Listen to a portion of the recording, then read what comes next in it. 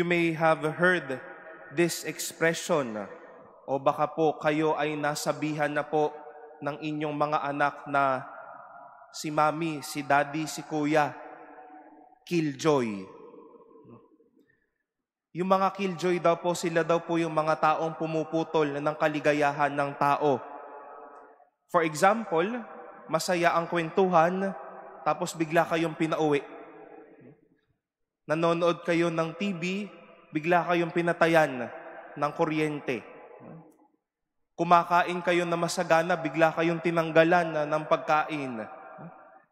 And some people would really be KJ or killjoy around us. And we feel so sad when people would do such for us. And my dear brothers and sisters, today we have another good news to embrace as the Lord continues to bid farewell to His apostles. He knows very well the sadness or the anguish that they are all facing. But the joy that they will be having, He cannot take it away from them. And when that joy is with them already, He cannot kill it off from them. He makes them true for them. Hindi killjoy si Jesus sa buhay natin. And since yesterday, He has been promising us that joy is something that He wishes us to experience. Jesus has been promising us that we will never be alone. The Lord has been reminding us that we have to love each other. Jesus has been reminding us to inspire each other.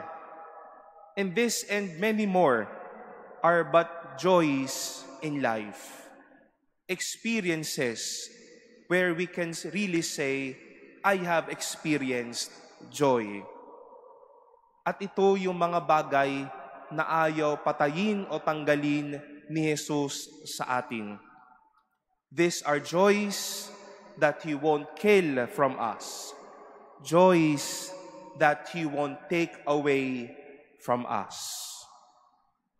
And I hope, my dear friends, after all that we've been experiencing through, be it trials and hardships in life, trials and hardships we all endure, may we be inspired by the Lord.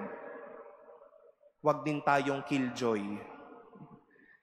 Yung tipong ayaw nang maging masaya ang iba.